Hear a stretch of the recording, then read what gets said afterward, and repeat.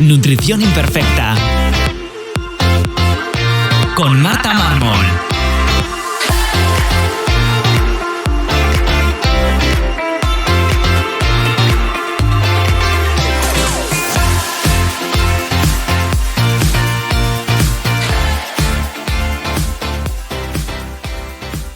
Bienvenidos a Nutrición Imperfecta, el podcast de Marta Mármol. Un lugar para aprender a cuidarte y a empezar a ver la nutrición como una aliada para recuperar tu salud y encontrarte mejor. Te recuerdo que puedes descargarte mi ebook gratuito Síntomas digestivos, la gran epidemia en martamarmol.com/ebook y que si quieres que te acompañemos en tu caso particular para recuperar tu salud, puedes reservar tu consulta individual con cualquier persona del equipo, tanto de nutrición como de psicología, en martamarmol.com. Y te recuerdo que si quieres suplementar tu alimentación con proteínas de calidad o suplementos, tienes mi código de descuento MartaMármol en mayúscula en la web de Paleobull. Bienvenidos a Nutrición Imperfecta, yo soy Marta Mármol y hoy vamos a hablar de una patología poco frecuente, o por lo menos hasta ahora, que es la esofagitis eosinofílica. Como os decía, es una patología poco frecuente, aunque cada vez la hay más, porque la prevalencia ha ido aumentando en estos últimos años. Es verdad que el diagnóstico y las características para su diagnóstico empezaron a escribirse y a detallarse en los 90, entonces quizás por eso el aumento ha sido tan drástico, porque antes no se diagnosticaba bien o se incluía dentro de otras patologías sin tenerla en cuenta específicamente, aunque también se le une esa parte, esas causas que pueden estar detrás, el exceso de alérgenos y la respuesta del sistema inmune, como ocurre también con otras cosas como las alergias, que han ido aumentando porque además su prevalencia es mayor en zonas de ciudades en comparación a zonas rurales. Incluso en el mapa, pues en África, por ejemplo, la prevalencia es muchísimo menor, por lo que también se tiene que tener en cuenta qué está pasando ahí, qué ha pasado en esta evolución de estos últimos años que ha podido desencadenar el aumento de esta patología. La esofagitis eosinofílica es una enfermedad inflamatoria, crónica y afecta al esófago. Está mediada por el sistema inmunológico. Tiene un componente, por así decirlo, inmunoalérgico, es decir, tiene dos partes. Una parte que está mediada por las IgEs, por las inmunoglobulinas E, que son las que también están en una alergia, pues una alergia al polen o cualquier alergia alimentaria. Y también tiene otros mecanismos del sistema inmune de esa respuesta que también podemos ver similar en otras patologías, por ejemplo, una patología autoinmune. Y se caracteriza por la acumulación de eosinófilos, que son un tipo de glóbulo blanco, en la mucosa esofágica. Es decir, cuando nos hagan una biopsia de esa parte de esa mucosa del esófago, van a encontrar eosinófilos infiltrados en esa mucosa. Luego vemos el diagnóstico. Clínicamente se caracteriza por unos síntomas de disfunción esofágica, histológicamente, como os decía, con inflamación y con eosinófilos dentro de esta mucosa. ¿Cuáles son estos síntomas? Pues vamos a diferenciar entre síntomas que sean más en lactantes y en niños, ya que la prevalencia también es alta, y en adultos. En niños, irritabilidad, además reflujo gastroesofágico, que también pasa mucho en niños sin que tenga por qué ser una esofagitis eosinofílica, problemas de alimentación, vómitos, náuseas, dolor abdominal, acidez, que haya retraso en el crecimiento. En adultos, lo más característico es la disfagia, pues tenéis un episodio sobre disfagia, que en el fondo no quiere decir más que como una indigestión, por así decirlo. Dolor en la mucosa, o sea, acidez, reflujo. Una característica muy común de este tipo de patología es la impactación esofágica, es decir, que nos impacte algún alimento al tragarlo y que se nos quede ahí atravesado, por así decirlo, de una manera que lo entendáis. Es muy desagradable, genera mucho agobio este hecho de la impactación. De hecho, muchos pacientes vienen con ese miedo a que les vuelva a ocurrir. También sensación de bolo al tragar. También os digo que muchos de estos síntomas son por una mucosa dañada. Hay una inflamación en la capa mucosa, en el esófago. Por lo tanto, muchos de estos síntomas pueden coincidir con personas que tengan reflujo o incluso enfermedad de reflujo gastroesofágico, una mucosa muy dañada y muy irritada. Por lo tanto, tampoco os asustéis si os cuadran mucho estos síntomas, porque no siempre, coinciden en mucha sintomatología, pero como os digo, el diagnóstico tiene que ser que haya más eosinófilos dentro de esta mucosa. Las primeras guías diagnósticas se hicieron en el 2007 y consideraban como criterios diagnósticos la presencia de estos síntomas de disfunción esofágica y que la infiltración de los eosinófilos fuese mayor a 15 eosinófilos por campo de gran aumento, ¿no? Por el campo que hay en el microscopio. Que también os diré que esto no es 100% porque los campos de microscopio son distintos en cada uno de los fabricantes. Entonces esto genera un poquito de lío a la hora del diagnóstico. Pero bueno, más o menos los criterios eran esos, junto con la ausencia de que hubiese respuesta al tomar inhibidores de la bomba de protones, es decir, el omeprazol típico, ¿vale? Entonces veían que si la persona al tomar el inhibidor de la bomba de protones mejoraba, no era una persona con esofagitis eosinofílica. Con el paso del tiempo y de los años, ya en 2011, se ve que hay una parte de la esofagitis eosinofílica, hay algunos pacientes que son respondedores a el inhibidor de la bomba de protones. De hecho, se calculaba que un 50% de los pacientes respondían.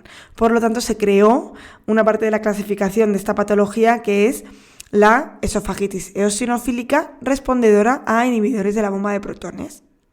Y por tanto, pues ya no había esa competición, ya se desplazaba a la enfermedad de reflujo gastroesofágico como el principal diagnóstico diferencial de la esofagitis eosinofílica. De hecho, pueden estar a la vez la esofagitis eosinofílica con el ERGE. No son incompatibles. Antes se creía que sí, que era una cosa u otra, y ahora se sabe que pueden estar las dos concomitantes. Para realizar el diagnóstico, lo primero son las manifestaciones clínicas que hemos visto antes, esos síntomas que muchas veces se solapan y se pisan con simplemente, por ejemplo, en niños se juntan con los propios del reflujo gastroesofágico, incluso el dolor abdominal, etc. Y en una persona adulta también con los de un ERGE. Una vez con estos síntomas y la sospecha clínica, se deben realizar endoscopias con la toma de biopsias, ya que ahí es donde vamos a ver si hay eosinófilos o no. Y para hacer un correcto diagnóstico se deberían obtener al menos 6 biopsias de 2 localizaciones distintas en el esófago, normalmente a mitad proximal y distal del esófago. Y esto ocurre porque los daños, los cambios inflamatorios suelen ser parcheados y no están siempre en todas las biopsias. Por lo tanto, que si cogiésemos solo una biopsia podríamos diagnosticarlo mal y dar un falso negativo, cuando en realidad sí que es una esofagitis eosinofílica. Los últimos estudios ven que tras tomar 6 biopsias se alcanza el 100% de la sensibilidad y del diagnóstico correcto. Por lo tanto, esto me recuerda mucho a cuando se tienen que hacer las biopsias para celiaquía, que muchas veces no se cogen las suficientes en los lugares adecuados. Es muy importante que el diagnóstico se haga de manera correcta para no descartar cosas y no tirar por ahí, porque claro, para el paciente ya veremos cuál es el tratamiento, va a ser muy importante, porque, bueno, no lo hemos comentado, pero esta patología degrada mucho y baja mucho la calidad de vida de los pacientes cuando no conseguimos controlarla, adecuarla y frenar su avance. Por lo que es muy importante esta toma de biopsias, que además deben tomarse independientemente del estado del esófago. Cuando nos hagan una endoscopia, aunque el aspecto de nuestro esófago sea normal, sí que habría que tomarlas, ya que se ha mostrado que entre un 10 y un 30% de los pacientes sí que tienen esta esofagitis eosinofílica, aunque el aspecto sea adecuado. Y como os comentaba antes, aunque la causa exacta no se comprende completamente, sabemos que hay un factor genético que de hecho está ligado al cromosoma Y y por eso los hombres tienen mayor predisposición de esta patología. Se cree que está relacionada con una respuesta inmunitaria anormal a ciertos alérgenos. De hecho, como os decía antes, al ver su distribución mundial nos puede aportar pues algunos datos o pistas de que hay algo que ha aumentado en nuestros últimos años y que también está relacionado con países más industrializados, por así decirlo, que no ocurre en zonas tan rurales, que ha hecho que la prevalencia vaya en aumento. Además, también hay momentos en los que hay más brotes de este tipo de patologías que coinciden con épocas de más alérgenos, como puede ser de polen, y por tanto, bueno, pues que lo relacionemos con algo que active este sistema inmune. Por lo que los factores que lo pueden desarrollar o que pueden contribuir, mejor dicho, a su desarrollo son alérgenos alimentarios, que luego ya veremos la estrategia dietética, cómo se hace, que está muy relacionado con esto, que son lácteos, trigo, soja, huevos, frutos secos, mariscos. También con alérgenos ambientales, como ya os he dicho antes, como el polen, pero también los ácaros y otros alérgenos que podamos inhalar y que desencadenen esta respuesta. Como os decía, factores genéticos y además también se ha observado que esta esofagitis eosinofílica aumenta en individuos que ya tienen antecedentes de cualquier patología como alergias, asmas, rinitis alérgicas, dermatitis atópica.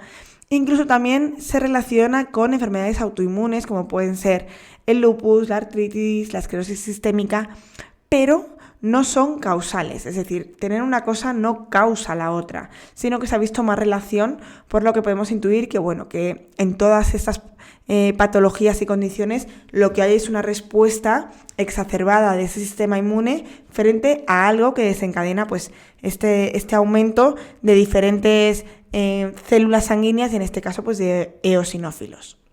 ¿Y cuál es el tratamiento? Pues vamos a basarnos en las guías clínicas que hay en la actualidad.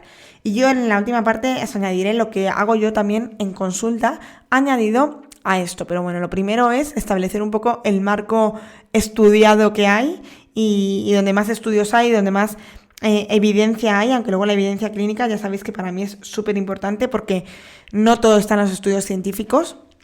Por desgracia, los estudios científicos necesitan dinero y sobre todo en enfermedades más raras o en las que no haya un beneficio económico súper directo, pues cuesta más hacer estos estudios y sacar unas conclusiones tan claras como ocurre con los medicamentos, ¿vale? Eso no quiere decir ni que una cosa sea más válida ni que la otra no lo sea.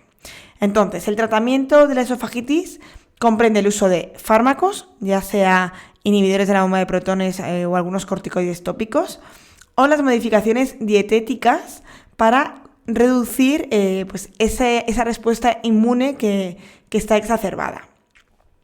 El objetivo total de cualquier tipo de tratamiento que hagamos es reducir la cantidad de eosinófilos que tenemos en el esófago. Cuando nos hacen un recuento, vamos a saber cuántos eosinófilos tenemos. Pues tras el tratamiento tendremos que volver a hacer biopsias para ver si ha bajado o ha remitido, para saber si esto nos está funcionando o no. Empezamos con el primero, el tratamiento con inhibidores de la bomba de protones. Yo sabéis que soy muy crítica con este tipo de fármacos, pero no es que sea crítica con el fármaco en sí, sino con el uso que se les da. Y es que a veces, la mayoría de las veces, se abusa del uso de este tipo de medicamentos para cosas en las que no están indicadas. En este caso, el inhibidor de la bomba de protones ha demostrado disminuir la incidencia de esta enfermedad casi en un 50-60% de los casos de muchos pacientes. Por lo tanto, cuando un paciente sea respondedor a los inhibidores de protones, es un medicamento súper útil. Como todo medicamento, o bueno, como todo no, pero como la gran mayoría de los medicamentos que nos modifican algo fisiológico, va a tener unas consecuencias. Entonces, en los pacientes que tengan que tomar inhibidor de la bomba de protones para siempre, porque al quitarlo la patología vuelve a aparecer, es importante pues tener en cuenta cuáles son las consecuencias de este medicamento e intentar paliarlas de la mejor manera posible. Por ejemplo, al tomar inhibidor de la bomba de protones estamos inhibiendo el ácido del estómago. El ácido va a ser el encargado de estimular la producción de enzimas digestivas para que se haga bien la digestión y pues que los alimentos lleguen bien al intestino, se absorban, etc. Pues entonces una de las cosas que podremos hacer es aportar enzimas digestivas para suplir esta parte. Otra de las funciones del ácido es generar moco en la mucosa. porque el ácido es lo que estimula la producción de moco en el estómago. Pues para eso podremos añadir suplementación que nos ayude a mejorar y a mantener esta mucosa del estómago. Además también, este ácido es importantísimo para la absorción de vitamina B12, una vitamina importantísima. Por lo tanto, si estamos con inhibidores de la bomba de protones, tendremos que controlar los niveles de vitamina B12 y suplementarlos ya sea en pastilla o ya sea inyectado intramuscular de vitamina B12. Lo mismo con los niveles del hierro. El hierro, para ser absorbido, va a necesitar de esa parte de ácido del estómago. Controlar niveles de hierro, no solo hierro en sangre, sino transferrina, ferritina, todos los componentes globales del hierro que nos indiquen cómo está ese metabolismo. Todo esto es lo importante que tenemos que tener en cuenta en una persona que tenga que tomar inhibidores de la bomba de protones para este tipo de patología. Otro tratamiento son los corticoides tópicos. El uso de corticoides tópicos es algo más o menos reciente, aunque se lleva estudiando años. Había un poco de lío en saber cuál era la mejor forma, ¿no?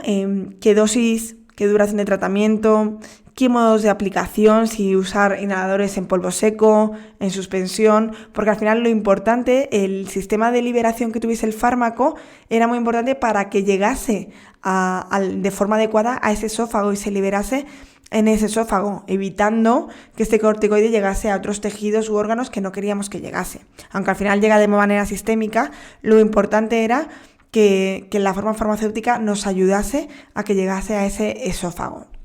En la actualidad ya existen algunos corticoides tópicos deglutidos que se prescriben para la esofagitis eosinofílica y hay un estudio muy interesante que se ha hecho con 866 pacientes entre España, Italia, Francia y Dinamarca, en los que se han empleado 1.456 tratamientos de corticoides tópicos y han ido evaluando tanto la dosis como si podían bajar la dosis y había remisión de la enfermedad o, pues para calcular la mínima dosis que era efectiva, que al final es lo más importante, ¿no?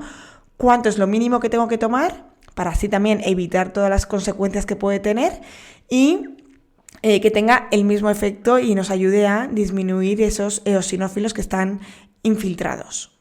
Al final el tratamiento con corticoides lo que hace es bajar esa inflamación que tenemos en el esófago. Al igual que os decía con el inhibidor de bomba de protones, ¿cuáles son las consecuencias del uso de un corticoide? Pues como vemos con los corticoides inhalados para otros problemas respiratorios, es la producción de hongos. Muchas veces crecen hongos y pueden crecernos también a nivel de esófago cuando tenemos encima esa mucosa dañada porque al final está inflamada. Entonces, a tenerlo en cuenta y hacer enjuagues a veces para evitar ese crecimiento fúngico. Y aunque no es un tratamiento como tal, sí que puede unirse, porque no tiene como objetivo reducir ni la inflamación ni la cantidad de eosinófilos infiltrados, es la dilatación endoscópica del esófago. Como os digo, no controla ni la inflamación ni la cantidad de eosinófilos, pero sí que ayuda al remodelado esofágico cuando hay tanto daño en el esófago. Por lo tanto, no se puede usar solo, tiene que ser siempre junto a otro tratamiento, ya sea el inhibidor de la bomba de protones, los corticoides o la dieta, que la vamos a ver ahora y es donde me quiero extender bien, porque al final es a lo que estamos, ¿no? Pero siempre es muy importante tener un contexto adecuado de toda la patología para ver en qué consisten las herramientas que podemos hacer a través de la alimentación. Así que dicho esto, vamos a meternos en el tratamiento dietético. Lo primero, lo bonito que tiene el tratamiento dietético es que no tiene efectos adversos como los anteriores que hemos visto y si se garantiza una nutrición adecuada, que al final, que para eso estamos los nutricionistas, tiene una muy alta eficacia, que ahora lo vais a ver, y es comparable, incluso superior a algunas de las opciones farmacológicas que acabamos de ver. Y además, como siempre digo, con un coste mucho menor para la sanidad pública, que siempre estamos hablando de que es la mejor sanidad tal, y lo que pasa es que estamos todo el rato invirtiendo en fármacos y no en nutricionistas. Y aquí de nuevo mando el mensaje de que debería haber nutricionistas o dietistas en la sanidad pública. Este es un caso más de los otros muchos que hay en los que la alimentación tiene un efecto buenísimo, y con una intervención dietética adecuada se mejora mucho la calidad de vida de muchísimos pacientes sin la necesidad de más fármacos que, como siempre, tienen efectos secundarios, que los podemos minimizar lo máximo posible, como estábamos diciendo antes, pero si podemos evitarlos, mejor. Durante las últimas décadas se han ido evaluando diferentes intervenciones. La primera que se hizo es la dieta elemental, que está desprovista de cualquier alimento que tenga capacidad antigénica. Se empezó a utilizar solo para niños y la verdad es que tuvo una remisión de la esofagitis eosinofílica de un 90,8%, es decir, una barbaridad. Sin embargo, pues tiene muchas desventajas. Lo primero, que su mal sabor es horrible. Que eso se podría mejorar, pero su mal sabor requiere el uso continuamente de una sonda nasogástrica.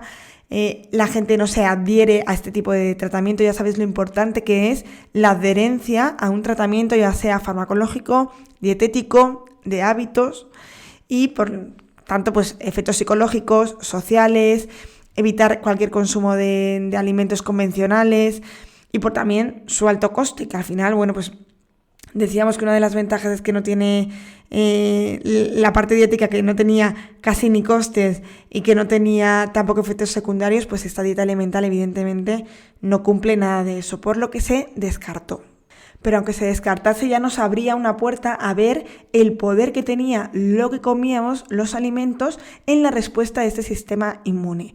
Por lo tanto, esta dieta elemental se descartó, pero sí que se ha dejado como opción solo cuando pues haya un fracaso tanto del tratamiento farmacológico y de otras dietas de eliminación, que son las que vamos a ver ahora. El siguiente paso que se dio es realizar también estudios de alergias en la piel y retirando aquellos alimentos que daban, pero los resultados no eran nada buenos.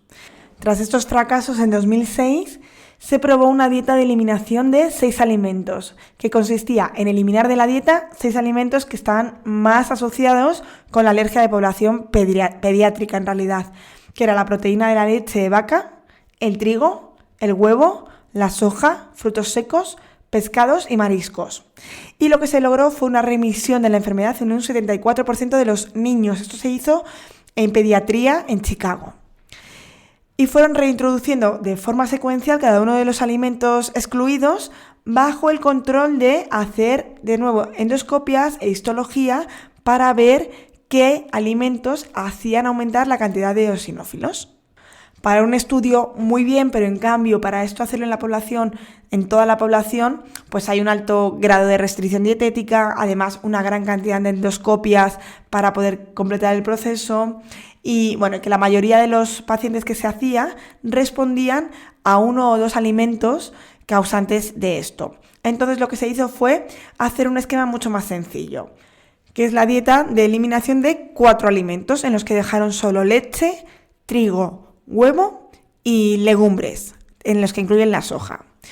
Y la eficacia global fue de un 54% en adultos y un 64% en niños. Nada mal.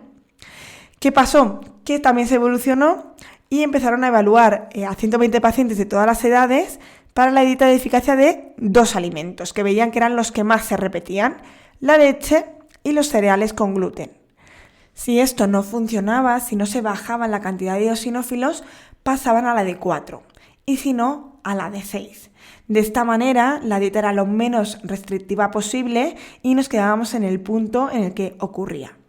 Una vez que se han identificado los alimentos responsables de la esofagitis eosinofílica de cada paciente, que además el 90% son respondedores a una dieta de 2 o de 4 alimentos. Por lo tanto, nos ahorramos en la gran mayoría de pacientes hacer una dieta tan restrictiva como la de 6.